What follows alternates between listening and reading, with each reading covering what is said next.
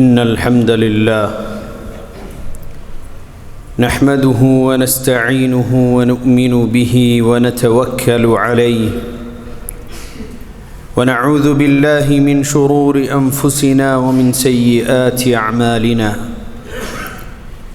من يهده الله فلا مضل له ومن يضلل فلا هادي له وأشهد أن لا إله إلا الله وحده لا شريك له وأشهد أن محمدًا عبده ورسوله أرسله بالهدى ودين الحق ليظهره على الدين كله ولو كره المشركون اللهم صل على محمد وعلى آل محمد كما صليت على إبراهيم وعلى آل إبراهيم اللهم بارك على محمد وعلى آل محمد كما باركت على إبراهيم وعلى آل إبراهيم إنك حميد مجيد أما بعد فإن خير الحديث كتاب الله وخير السنن سنن محمد مصطفى صلى الله عليه وسلم وشر الأمور محدثاتها فإن كل محدثة بدعة وكل بدعة ضلالة وكل ضلالة في النار يا أيها الذين آمنوا اتقوا الله حق تقاته ولا تموتن إلا وأنتم مسلمون സ്നേഹം നിറഞ്ഞ സത്യവിശ്വാസിനികളെ, അള്ളാഹുവിൻ്റെ വിധിവിലക്കുകൾ പാലിച്ച് തഖ്വയോടുകൂടി ജീവിക്കണേ എന്നുണർത്തുകയാണ്, വസിയ്യത്ത് ചെയ്യുകയാണ്. قال الله عز وجل يا أيها الذين آمنوا قوا أنفسكم وأهليكم نارا وقودها الناس والحجارة عليها ملائكة غلاظ شداد لا يعصون الله ما أمرهم ويفعلون ما يؤمرون. വിശുദ്ധ ഖുർആനിൽ അല്ലാഹു സുബ്ഹാനഹു വ തആല സത്യവിശ്വാസികളെ വിളിച്ചുകൊണ്ട് പ്രത്യേകം ഒരു കാര്യം ഉണർത്തുന്നുണ്ട്. യാ അയ്യുഹല്ലദീന ആമനു, അല്ലയോ സത്യവിശ്വാസികളെ, ഖൂ അൻഫുസകും വ അഹ്ലീകും നാറ, നിങ്ങൾ നിങ്ങളുടെ സ്വന്തത്തെയും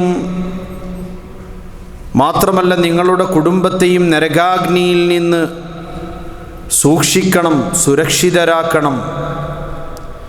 കാരണം ആ നരകത്തിൻ്റെ ഇന്ധനമെന്ന് പറയുന്നത് വഖൂദുഹൻ നാസു വൽ ഹിജാറ, കല്ലുകളും മനുഷ്യരുമാണ്.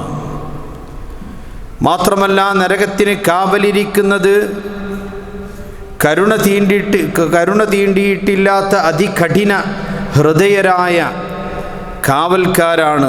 അലൈഹാ മലായികത്തുൻ ഗിലാദുൻ ഷിദാദ്, അത്യധികം കഠിന ഹൃദയരും കരുത്തരുമായ മലായികത്താണ് നരകാഗ്നിക്ക് കാവലിരിക്കുന്നത്. ലാ യഅസൂന അല്ലാഹ മാ അമറഹും, അല്ലാഹു അവരോട് കൽപ്പിച്ചതായ അതികഠിനമായ ശിക്ഷ അതിലെ നരകാഗ്നിയിൽ വസിക്കുന്നവർക്ക് നൽകുകയെന്നുള്ളത് അവർ നൽകുക തന്നെ ചെയ്യും. അല്ലാഹുവിൻ്റെ കൽപ്പനയിൽ നിന്ന് ഒരിക്കലും പിറകോട്ട് പോകാത്തവരാണവർ. അത്രമാത്രം ഗൗരവത്തോടുകൂടി റബ്ബ് സുബ്ഹാനഹു വ തആല സൂചിപ്പിക്കുന്നത് ഖൂ അൻഫുസകും വ അഹ്ലീകും നാറ, നിങ്ങൾ നിങ്ങളുടെ സ്വന്തത്തെയും അതുപോലെ തന്നെ നിങ്ങളുടെ കുടുംബത്തെയും നരകാഗ്നിയിൽ നിന്ന് കാത്തു സൂക്ഷിക്കുവിൻ എന്നാണ്. ഒരു മുസ്ലിമിനെ സംബന്ധിച്ചിടത്തോളം തൻ്റെ ജീവിതത്തിലാകട്ടെ തൻ്റെ കുടുംബത്തിൻ്റെ ജീവിതത്തിലാകട്ടെ അള്ളാഹുവിൻ്റെ വിധിവിലക്കുകൾ പാലിച്ചുകൊണ്ട് തഖ്വയോടുകൂടിയാണോ ജീവിക്കുന്നത് എന്ന് ഉറപ്പുവരുത്താനുള്ള ബാധ്യതയുണ്ട് എന്നുള്ളതാണ് നമ്മൾ മനസ്സിലാക്കേണ്ടത്. മഹാനായ റസൂൽ കരീം സല്ലല്ലാഹു അലൈഹി വസല്ലം പറഞ്ഞു, കുല്ലുക്കും റാഇൻ വകുല്ലുക്കും മസ്ഊലുൻ അൻ റഇയ്യതിഹി. നിങ്ങൾക്ക് ഓരോരുത്തർക്കും അല്ലാഹു സുബ്ഹാനഹു വ തആല ഓരോ ഉത്തരവാദിത്തങ്ങൾ നൽകിയിട്ടുണ്ട്. ആരുടെയെല്ലാം ഉത്തരവാദിത്തമാണോ നിങ്ങളിൽ അർപ്പിതമായിട്ടുള്ളത്, അതിനെക്കുറിച്ച് റബ്ബിൻ്റെ മുന്നിൽ നിങ്ങൾ ചോദ്യം ചെയ്യപ്പെടുക തന്നെ ചെയ്യും. അൽ ഇമാമു റാഇൻ വമസ്ഊലുൻ അൻ റഇയ്യതിഹി.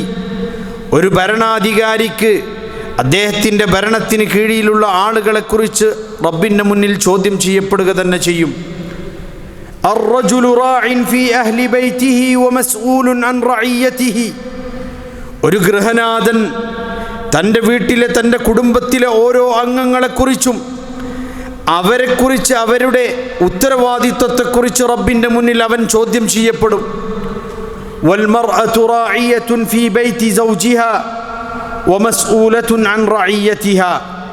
അതുപോലെ തന്നെ ഗൃഹനാഥയായ ഒരു സ്ത്രീ എന്ന് പറയുന്നത് തൻ്റെ ഭർത്താവിൻ്റെ വീട്ടിൽ ആ വീട്ടിലുള്ളവരെക്കുറിച്ച് ഉത്തരവാദിത്വമുള്ളവരാണ്. അതിനെക്കുറിച്ച് തീർച്ചയായും അള്ളാഹുവിൻ്റെ മുന്നിൽ അവരും ചോദ്യം ചെയ്യപ്പെടും. ഞാൻ പറഞ്ഞു വരുന്നത്, വളരെ നല്ല ദീനിയായി തഖ്വയോടുകൂടി അള്ളാഹുവിനെ ഭയപ്പെട്ട് 5 വക്തും പള്ളിയിൽ വന്ന് നമസ്കരിക്കുന്നവർ തങ്ങളുടെ മക്കളപ്രകാരം നമസ്കരിക്കുന്നുണ്ടോ? വീട്ടിൽ അള്ളാഹുവിൻ്റെ ദീനിന് വില കൽപ്പിക്കുന്ന രൂപത്തിൽ തൻ്റെ മക്കൾ വളരുന്നുണ്ടോ? തൻ്റെ കുടുംബം വളരുന്നുണ്ടോ എന്ന് ഉറപ്പുവരുത്താനുള്ള ബാധ്യത ഓരോ മുസ്ലിമിനുമുണ്ട് എന്നുള്ളത് മനസ്സിലാക്കാൻ വേണ്ടിയാണ്. അതാണ് നബി കരീം സല്ലല്ലാഹു അലൈഹി വസല്ലമ പറഞ്ഞത്, നിങ്ങളെക്കുറിച്ച് മാത്രമല്ല, നിങ്ങൾക്ക് ഉത്തരവാദിത്വം ഏൽപ്പിക്കപ്പെട്ടവരെ കുറിച്ചും അള്ളാഹുവിൻ്റെ മുന്നിൽ നിങ്ങൾ ചോദ്യം ചെയ്യപ്പെടുമെന്ന് മുഹമ്മദ് മുസ്തഫ സല്ലല്ലാഹു അലൈഹി വസല്ലം. ഖാല സല്ലല്ലാഹു അലൈഹി വസല്ലം, ഇന്നല്ലാഹ സായിലുൻ കുല്ല റാഇൻ അമ്മ ഇസ്തർആഹ് ഹഫിള അം ضيع. അല്ലാഹു സുബ്ഹാനഹു വ തആല ഓരോരുത്തർക്കും ഏൽപ്പിക്കപ്പെട്ട ഉത്തരവാദിത്തത്തെക്കുറിച്ച് അവരോട് ചോദിക്കുക തന്നെ ചെയ്യും. ആ ഉത്തരവാദിത്തം അവൻ നിറവേറ്റിയോ അതല്ല അതിനെ നഷ്ടപ്പെടുത്തി കളഞ്ഞോ? ഒരു മനുഷ്യൻ സായിലുൻ അനിർ റജുലി അമ്മ ഇസ്തർആഹ്, ആ മനുഷ്യനെ ഏൽപ്പിക്കപ്പെട്ട ഉത്തരവാദിത്തത്തെക്കുറിച്ച് അവനോട് ചോദ്യം ചെയ്യപ്പെടും. അൻ അഹ്ലിഹി, തൻ്റെ കുടുംബത്തെക്കുറിച്ച് ആ കുടുംബത്തോടുള്ള ബാധ്യത അവൻ നിറവേറ്റിയോ? നമ്മൾ നമസ്കരിക്കുമ്പോൾ നമ്മളുടെ മക്കൾ നമസ്കരിച്ചോ എന്നുള്ളത് ഉറപ്പുവരുത്താനുള്ള ബാധ്യതയുണ്ട്. അള്ളാഹുവിൻ്റെ വിധിവിലക്കുകൾ പാലിച്ച് ഹറാമുകളിൽ നിന്ന് അകന്നു നിന്ന് ഹലാല് മാത്രം ജീവിതത്തിൽ ഉണ്ടായിരിക്കണമെന്നുള്ള നിഷ്ഠയോടുകൂടി ജീവിക്കുമ്പോൾ തൻ്റെ മക്കളും അപ്രകാരം ജീവിക്കുന്നുണ്ടോ എന്ന് ശ്രദ്ധിക്കുവാനുള്ള, അതിനെക്കുറിച്ച് ചിന്തിക്കുവാനും അവരതിലേക്ക് ക്ഷണിക്കുവാനും അവരോട് നന്മ കൽപ്പിക്കുവാനും അവരോട് തിന്മ വിരോധിക്കുവാനുമുള്ള ബാധ്യത നമുക്കുണ്ട് എന്നുള്ളത് നമ്മൾ മനസ്സിലാക്കുക. മഹാനായ ഇസ്മായിൽ നബി അലൈഹിസ്സലാത്തു വസ്സലാമയെക്കുറിച്ച് വിശുദ്ധ ഖുർആനിൽ അല്ലാഹു സുബ്ഹാനഹു വ തആല പറയുന്നത് കാണാം. വകാന യഅ്മുറു അഹ്ലഹു ബിസ്സലാഹ്. അദ്ദേഹത്തിൻ്റെ കുടുംബത്തോട് നമസ്കാരത്തെ അദ്ദേഹം കൽപ്പിക്കാറുണ്ടായിരുന്നു. മക്കളോട്, മക്കളെ നിങ്ങൾ നമസ്കരിച്ചുവോ, കുടുംബത്തോട് നീ നമസ്കരിച്ചുവോ എന്ന് അവരെ നമസ്കാരത്തെക്കുറിച്ച് ഓർമ്മിപ്പിക്കുകയും അള്ളാഹുവിനുള്ള ബാധ്യതയായി നമസ്കാരം നിങ്ങൾ നിർവഹിക്കണമെന്ന് അവരോട് അദ്ദേഹം കൽപ്പിക്കുകയും ചെയ്തിരുന്നുവെന്ന് മഹാനായ ഇസ്മായിൽ നബി അലൈഹിസ്സലാത്തു വസ്സലാമയെക്കുറിച്ച് കൃത്യമായി വിശുദ്ധ ഖുർആൻ പറയുന്നു. മാത്രമല്ല അല്ലാഹു സുബ്ഹാനഹു വ തആല പറയുന്നു, ഖാല അല്ലാഹു അസ്സ വജൽ വഅ്മുർ അഹ്ലക ബിസ്സലാത്തി വസ്തബിർ അലൈഹാ.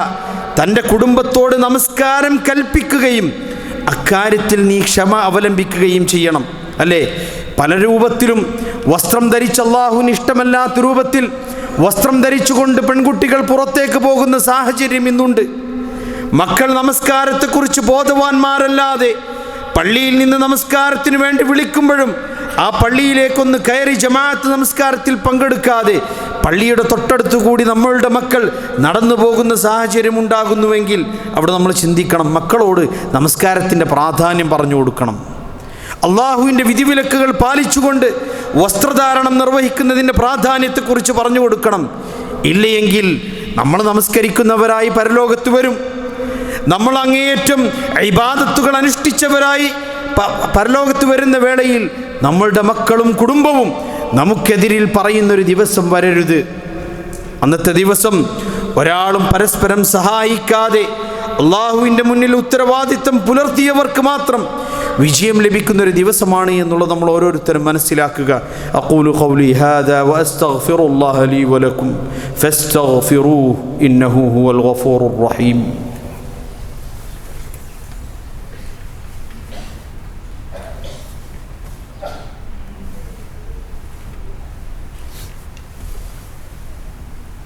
الحمدلله رب العالمين والعاقبة للمتقين ولا عدوان إلا على الظالمين وأصلي وأسلم على المبعوث رحمة للعالمين نبينا وقدوتنا محمد وعلى آله وصحبه أجمعين. أما بعد أيها الإخوة أوصيكم بتقوى الله. الله സൂക്ഷിച്ചുകൊണ്ട് തഖ്വയോടുകൂടി ജീവിക്കട്ടെ എന്നൊരിക്കൽ കൂടി ഉണർത്തുകയാണ്, വസിയത്ത് ചെയ്യുകയാണ്. قال الله عز وجل أم كنتم شهداء إذ حضر يعقوب الموت إذ قال لبنيه ما تعبدون من بعدي قالوا نعبد إلهك وإله آبائك إبراهيم وإسماعيل وإسحاق إلها واحدا ونحن له مسلمون. മഹാനായ യാക്കൂബ് നബി അലൈഹിസ്സലാത്തു വസ്സലാമക്ക് മരണമാസന്നമായ സന്ദർഭത്തെക്കുറിച്ച് നിങ്ങൾ അറിഞ്ഞിട്ടുണ്ടോ? അതിന് നിങ്ങൾ സാക്ഷികളാണോ? തൻ്റെ മക്കളെ അടുത്തു വിളിച്ച് അദ്ദേഹം ചോദിക്കുന്നത് മാ തഅബുദൂന മിൻ ബഅദി, ഞാൻ മരണപ്പെട്ടു പോയാൽ എനിക്ക് ശേഷം നിങ്ങൾ ആരെ ആരാധിക്കുമെന്നാണ്. സ്വത്തുക്കളെക്കുറിച്ചോ വിട്ടുപോകുന്ന അനന്തര സ്വത്തിനെക്കുറിച്ചോ ആയിരുന്നില്ല, മറിച്ച് എൻ്റെ മരണശേഷം നിങ്ങൾ ആരെയാണ് ആരാധിക്കുക എന്നതാണ്. മക്കളോട് മരണാസന്നമായ വേളയിൽ അവസാനത്തെ വസിയത്തായി അദ്ദേഹം ചോദിച്ചത്. അവർ പറഞ്ഞു, താങ്കളുടെയും താങ്കളുടെ പിതാക്കളായ ഇബ്രാഹീമിൻ്റെയും ഇസ്മായിലിൻ്റെയും ഇസ്ഹാഖിൻ്റെയും ഏകനായ ഇലാഹിനെ മാത്രമേ ഞങ്ങൾ ആരാധിക്കുകയുള്ളൂ എന്നവരോട് വസിയത്ത് ചെയ്ത് അത് അവരിൽ നിന്ന് കേട്ട് തൃപ്തിയോടുകൂടി യാക്കൂബ് നബി അലൈഹിസ്സലാത്തു വസ്സലാം മരണമടഞ്ഞതിനെക്കുറിച്ച് വിശുദ്ധ ഖുർആൻ നമുക്ക് പഠിപ്പിച്ചു തരുന്നു.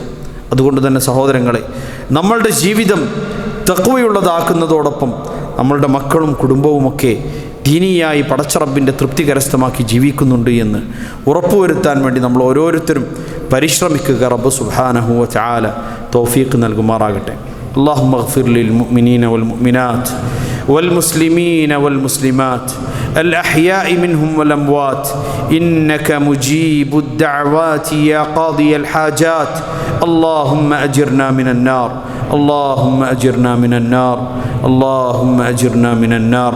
اللهم انصر إخواننا المستضعفين في فلسطين، اللهم كن لهم ناصرا ومعينا ومؤيدا ونصيرا.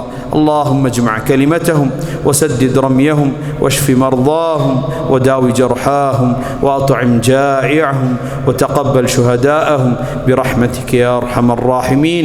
اللهم عليك باليهود الظالمين، اللهم خذهم أخذ عزيز مقتدر وأرنا فيهم عجائب قدرتك يا قوي يا متين. وأقم الصلاة.